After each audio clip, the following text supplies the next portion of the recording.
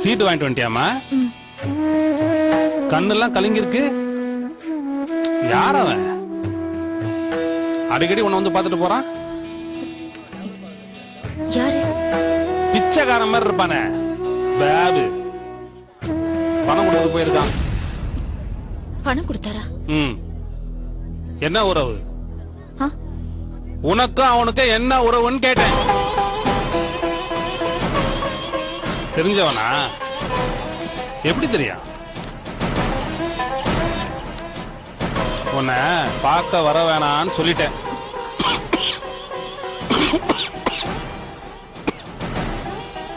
என்ன பாக்குற? வாசல்ல நிக்கிறானா?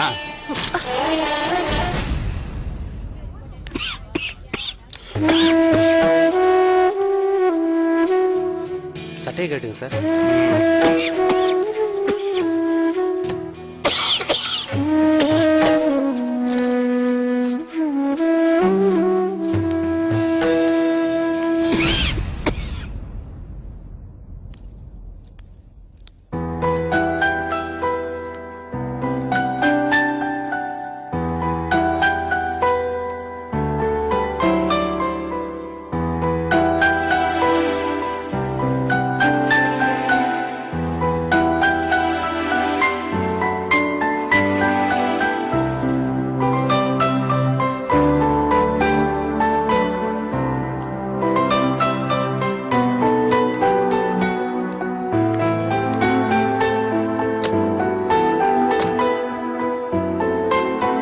அஞ்சலி.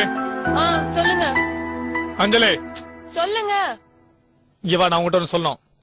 காதுல விழுது, சொல்லுங்க. நான் கூப்பிட்டா வரமாட்டியா? இப்பதானே அங்க இருந்து வந்த அதே முகம் தான் இங்கேயும் இருக்கு. நீங்க பேசுறது என் காதுல விழுது, சொல்லுங்க. வான்னு சொல்றல. என்ன? வா, நான் போறேன். நில்லுன்னா நடக்கிறேன், உட்காருனா ஏந்திரிக்கிறேன், பேசுனா ஊமையா இருக்க, பேசாதனா வாயாடிட்டு இருக்க, கிட்ட வானா தூர போற, படிக்காதனா படிச்சிட்டு இருக்க, கேள்வி கேட்டா பதில் சொல்ல மாட்டேங்கிற, பதிலே சொல்ல வேண்டாம்னா அதிகமா கேள்வி கேட்டுட்டு இருக்க. என்ன விளையாடுறியா?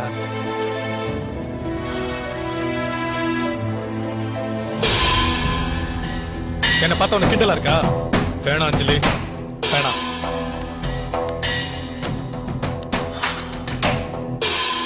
அப்பா, எங்க அப்பா இது வரைக்கும் யாருக்கிட்டையும் தலைவனது இல்ல. அவர் நினைச்சு சாதிச்சு போயிட்டே இருக்காரு.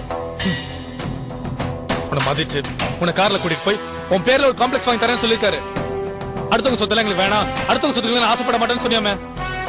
அப்போ நாங்கள அடுத்தவங்களா? பக்கத்து வீட்டுக்காரங்களா? இந்த சொத்துல எங்க இல்ல, அடுத்தவங்க சொத்தை நாங்க வச்சிட்டு இருக்கோம், அப்படிதானே? ஏய், நான் எவ்வளவு கேள்வி கேட்டுட்டு இருக்கேன், ஏதாவது ஒண்ணுக்கு பதில் சொல்றியா? உனக்கு பதிலே தெரியாதா, இல்ல பதிலே சொல்லக்கூடாதுன்னு என்ன உமப்படுத்திட்டு இருக்கியா? இந்த பாரு அஞ்சலி, நானும் உன்னை அவமானப்படுத்துவேன், நிறைய அவமானப்படுத்துவேன், உன்னை வெரைட்டி வெரைட்டி அவமானப்படுத்துவேன். சொல்லு, எதுக்கு அந்த காம்ப்ளெக்ஸ் வாங்க வேண்டாம்னு சொன்ன? சொல்லு.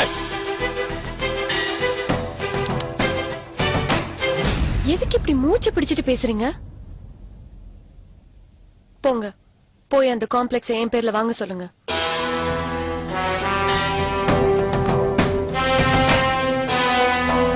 அடுத்த வாரமே ரெஜிஸ்ட்ரேஷன் நடக்கணும். மேக் இட் ஃபாஸ்டா.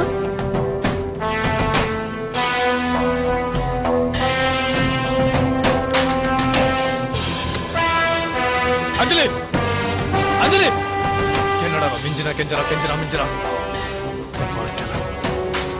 இப்படி ஒரு பொண்ணா சந்திச்சதே இல்ல.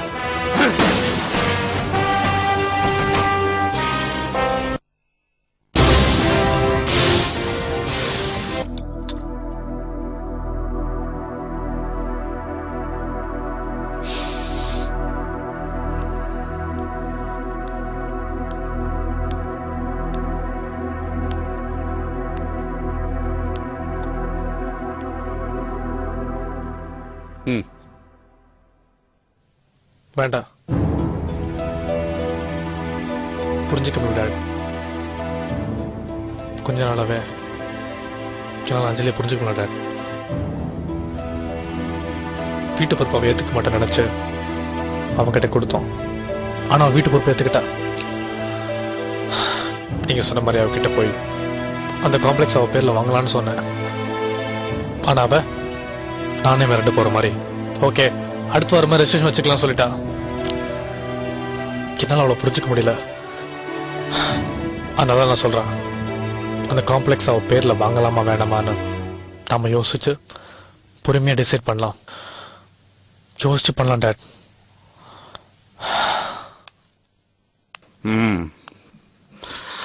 அசோக், இப்போ கொஞ்ச நாளா அஞ்சலி உன் கூட சந்தோஷமா தானே இருக்கா? இருந்தா. நம்ம சென்னைக்கு போனோம்ல, அப்பதான் நடுவில் ஏதோ ஒரு பிரச்சனை நடந்திருக்கு. கோபால் கூட சொன்னான், உன் ரூம்ல உன் பர்சனல் நம்பருக்கு அடிக்கடி ஏதோ ஒரு பொண்ணு போன் பண்ணிக்கிட்டே இருக்கு. யாரு? நளினியா? இல்ல டாட், அது நிச்சயமா நளினியா இருக்க முடியாது. அவ பாண்டிச்சேரியில கிடையாது. அவ எங்க இருக்கான்னு யாருக்கும் தெரியாது டாட். அசோக் யாருக்கும் தெரியாம இருக்கலாம், ஆனா நளினி எங்க இருக்கான்னு அஞ்சலிக்கு தெரிஞ்சிருக்கலாம். எஸ், அசோக், அஞ்சலி நம்மளை விட்டு போக கூடாது. அவ இங்கேயே நம்ம கூடவே தான் இருக்கணும். அவ எவ்வளோ முரண்டு பிடிச்சாலும் நீ தான் அவளை அட்ஜஸ்ட் பண்ணிட்டு போகணும். அடுத்த வாரமே ரெஜிஸ்ட்ரேஷன் வச்சுக்கலாம், புரியுதா?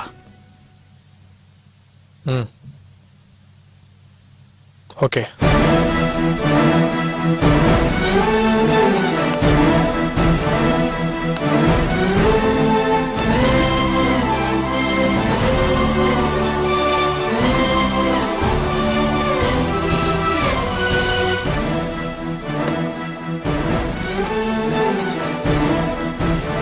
டாட், எதா இருந்தாலும் யோசிச்சு முடிவு பண்ணுங்க.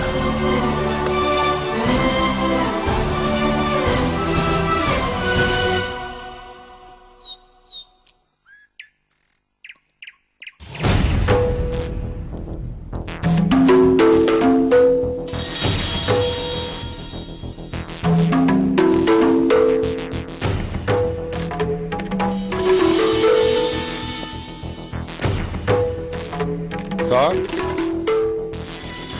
சார், మేడం, మేడం, ఎవరండి మీరు? యార పాకను? అవును, మీరు ఎప్పుడు లోపల వందీంగో? என் பேர் பாபு. மேடத்தை கொஞ்சம் பார்க்கணும். మీరు మా చిన్నమ్మ అన్నయ్య தானே? வாங்க உள்ள வாங்க. பரவாயில்ல, மேடத்தை கூப்பிடுங்க. ఏంటండి ఇది? మా చిన్నమ్మ உங்க தங்கச்சி தானே? தங்கச்சியை போய் மேடம் மேடம் கூப்பிடுறீங்க? தங்கச்சி தான், ஆனா அவ இப்ப பணக்காரி இல்லையா? கொஞ்சம் கூப்பிடுங்க, நான் பார்த்துட்டு போறேன். சின்னம்மா, சின்னம்மா.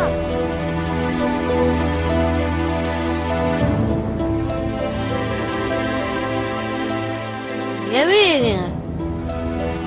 நல்லா இருக்கீங்களா? நல்லா இருக்கேன்.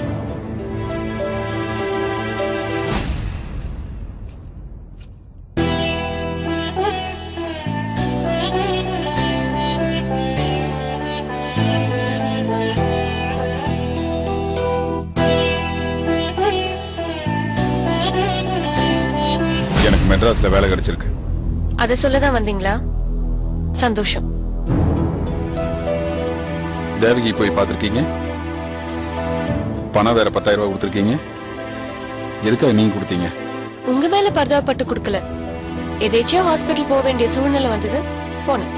தேவகியை பார்த்தேன், ரொம்ப கஷ்டப்பட்டுட்டு இருந்தாங்க. ஒரு பொண்ணு இன்னொரு பொண்ணுக்கு உதவி பண்றதா நினைச்சு கொடுத்தேன். என்ன பாக்குறீங்க? புதுசா நீங்க வேலைக்கு போன இடத்துல தேவகி கொடுக்க 10,000 ரூபாய் வாங்கிருப்பீங்கல்ல, அத நான் கொடுத்துட்டேனே. அந்த பணத்தை என்கிட்ட கொடுங்க. கொடுங்க. வட்டியோட கொடுத்தா சந்தோஷப்படுவேன். அசல் மட்டும் தானா வாங்கிக்கிறேன். நீங்க தேவி கொடுத்த 10,000 ரூபாய் பணம், அதுக்கான வட்டி. கொடுத்துட்டீங்கல்ல, கிளம்புங்க.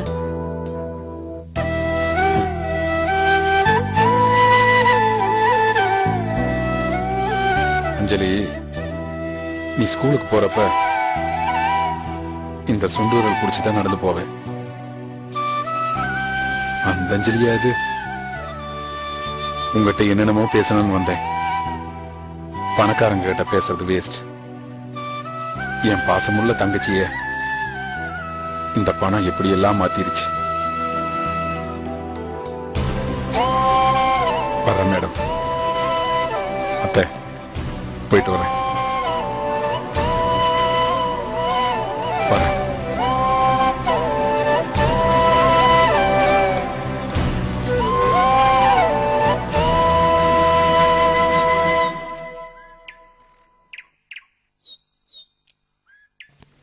என்னடி நீ இப்படி எல்லாம் அவர்கிட்ட பேசிட்ட?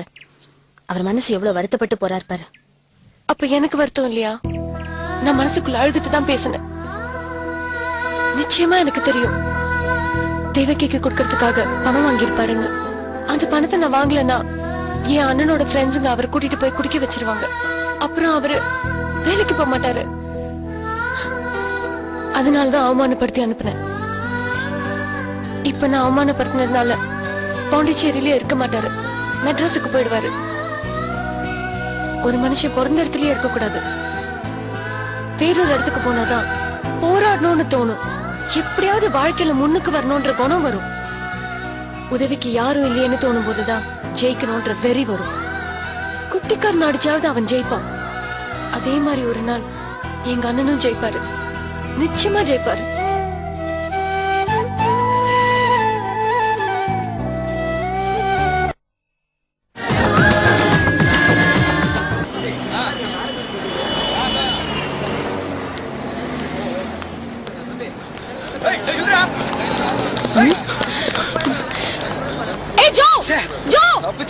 இன்னொரு நாள் மாட்டாமையா போயிட போற.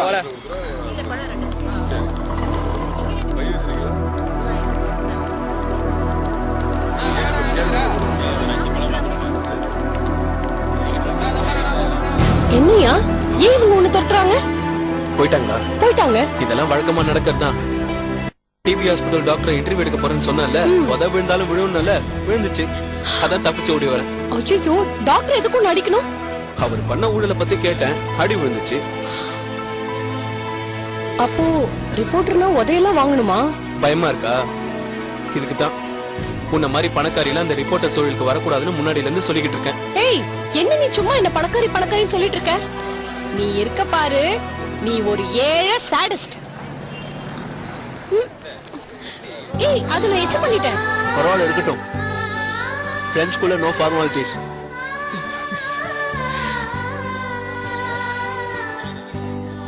ஜோ, உன்னை எனக்கு ரொம்ப பிடிச்சிருக்கு.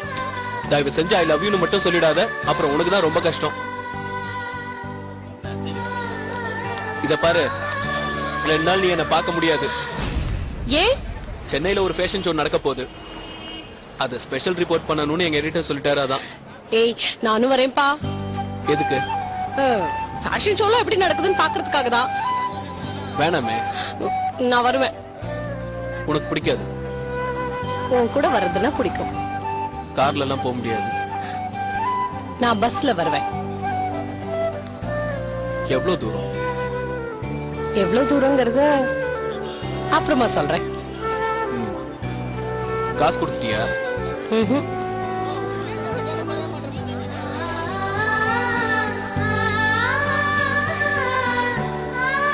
காற்று அதிர்ந்து விடாதபடி என் உள்மனம் ஒரு வார்த்தையை உதிர்த்தது. நீ கண்டுபிடித்து விட்டாய்.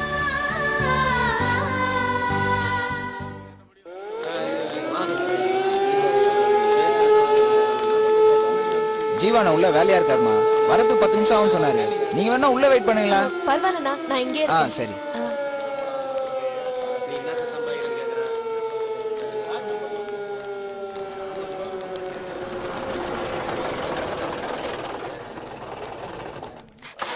வணக்கம் தலைவரே. வணக்கம் காவேரி. என்ன சாப்பாடு கொண்டு வந்திருக்கியா? சௌக்கியமா இருக்கியா? ஏன் நான் நல்லா தான் இருக்கேன். இல்ல சந்தோஷமா இருக்கியான்னு கேட்டேன். சந்தோஷமா தான் இருக்கேன். சரி, உங்களுக்கு சென்னையில யாராவது சொந்தக்காரங்க இருக்காங்களா? சென்னையிலயா? அங்க யாரும் இல்லையா? ஏன் கேக்குறீங்க? உன் புருஷனுக்கு அங்க இருந்து அடிக்கடி லெட்டர் வருதே. அப்படி ஏதோ அவர் என்கிட்ட சொல்லவே இல்லையே. சொல்லலையா?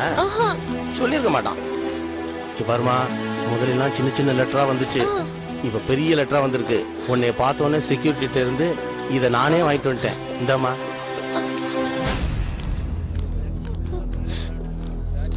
உலகம் கெட்டு போயிருக்குமா? டிவி சீரியல்லாம் இப்ப 2 உண்டாட்டிக்காரங்க கதையா எடுக்கிறாங்க. உன் புருஷனும் 2வது உண்டாட்டி தேடினாலும் தேடுவான். நீ பைத்தியார புள்ள, கொஞ்சம் பார்த்து நடந்துக்க.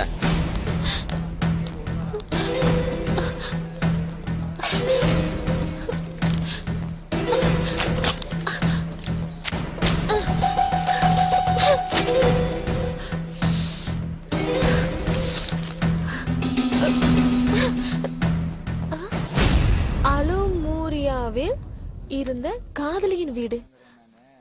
அது எப்படி? அலுமூரியாவில் காதலின் வீடு. லெமூரியாவில் இருந்த காதலின் வீடு. இது என்ன? லலிதா ஆனந்த். லலிதா ஆனந்தா?